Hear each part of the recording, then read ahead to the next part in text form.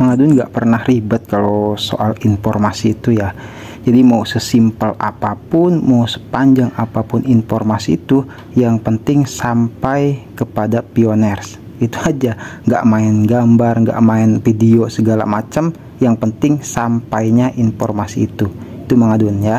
Jadi di informasi kali ini banyak banget pioner yang bertanya-tanya soal migrasi kedua. Oke, nah di sini juga ada nih, Mang Adun nggak tahu ini dari mana ya, pioners mana seperti itu bertanya kepada Dorishin. Dan menurut Mang Adun yang tadi barusan Mang Adun sempat baca juga jawaban dari Miss Dorishin, itu sangat masuk akal ya.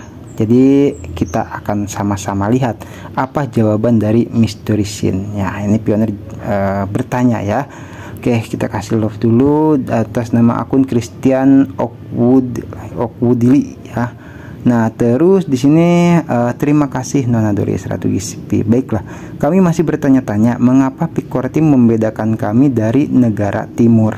Oke, negara timur tuh mungkin berarti ini negara Afrika ya, kalau dari kulitnya, atau dari Amerika seperti itu, karena bangsa timur itu kan ya Asia ini ya banyaknya gitu. Nah, sementara sana kita biasa sebut barat seperti itu. Nah, berarti kemungkinan besar Christian Okuldili ini ya, ini dari negeri barat seperti itu. Saya mulai menambang sejak 2020, meski sempat KYC mungkin ya maksudnya ya, yang kemudian berubah menjadi tentatif. Sejak saat itu mereka menolak untuk memigrasikan saya atau memigrasikan koin Pi-nya itu ya. Nah, oke, kita akan lihat sama-sama jawaban dari Dorishin di sini ya. Ini nggak ada gambar, bahkan bodoh amat. Yang penting sampai kepada pioners dan pioners bisa lihat ya. Salah satu kalau menurut Mang Adun referensi ya, ini jawaban kapan migrasi ya, kenapa migrasi kedua itu lama atau dan sebagainya ya, ini ya. Jadi kata Dorishin, jika Anda membaca artikel saya, Anda harus menyadari bahwa sebelum peluncuran Open Network saya menyatakan bahwa tim inti core team tidak akan mengizinkan migrasi besar-besaran. Ini dalam artikel Dorishin yang sebelumnya ya, itu sebelum Open Network. Nah, terus alasannya adalah karena perilaku sebagian besar pelopor tidak sejalan dengan white paper. Banyak pelopor yang berfokus pada keuntungan jangka pendek yang bertentangan dengan tujuan keberhasilan Pi sebagai mata uang. Tujuan yang membutuhkan harga yang stabil dan adopsi yang luas. Oke, kita lanjutkan dulu. Saat ini kami melihat ya, di sini ada diksi kami, nggak tahu Dorishin sama siapa atau secara Dorishin secara personal, kami melihat bahwa hampir 14 juta dompet telah bermigrasi dengan lebih dari 84%, bahkan ya dari 100% tuh, dari 14 juta dompet itu masing-masing memegang kurang dari 8 Pi. Ya, Mang Adun sendiri contohnya berapa, 4 kalau nggak salah itu ya, yang ada di available balance seperti itu, karena Mang Adun kunci kembali gitu ya. Ini bisa logis, bisa masuk akal juga, masing-masing memegang kurang dari 8 Pi. Mengapa demikian? Tim inti memahami bahwa banyak pelopor kemungkinan akan menjual kepemilikan mereka di pasar bursa yang dapat merugikan harga Pi. Oleh karena itu, tim memprioritaskan migrasi para pelopor pioner baru ya, maksudnya, atau mereka yang saldo dompetnya rendah.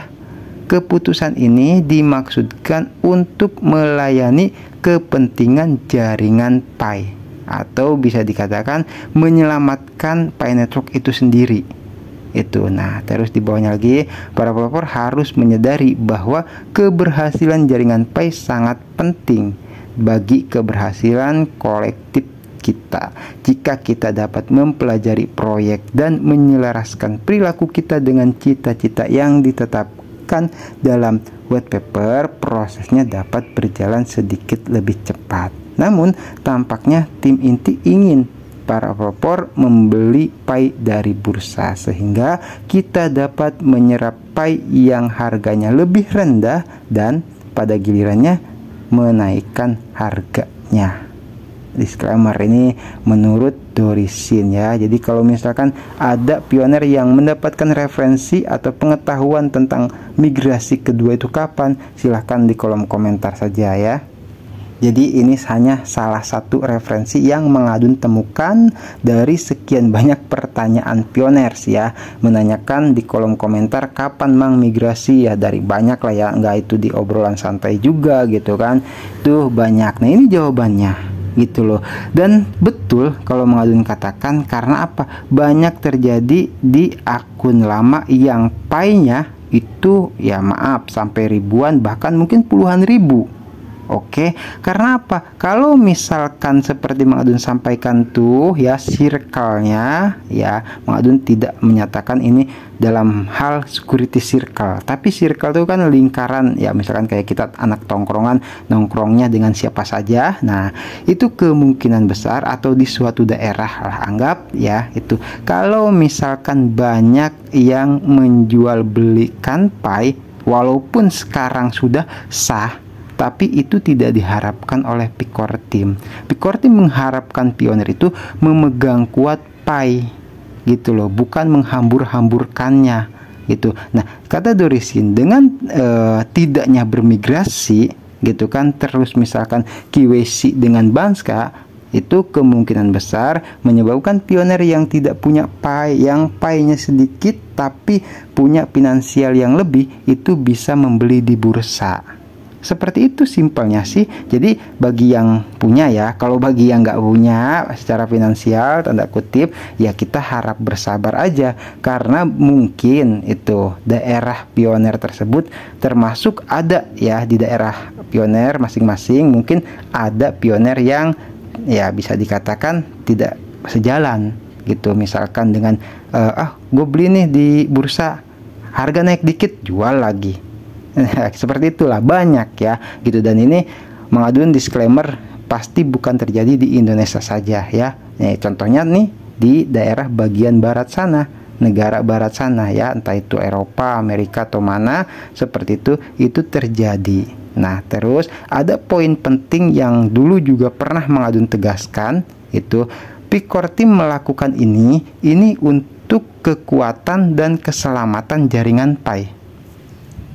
Kenapa? Karena dulu juga dari Dorisin juga itu real ya, itu statement yang menurut Mengadun sangat kuat dan tidak bisa digoyahkan oleh siapapun. Apa Mang statementnya? Apa Mang yang disampaikan Dorisin? Yaitu keberhasilan pay network adalah nomor 1. Artinya kalaupun misalkan banyak pioner yang bermigrasi dengan lancar jaya, terus lulus KYC dengan tanpa hambatan, misalkan gitu, mau yang lama kayak mau yang baru, semuanya berjalan dengan sukses dengan lancar, baik itu migrasi atau KYC-nya. Tapi kalau pay network-nya gagal, silahkan pioner jawab sendiri ya.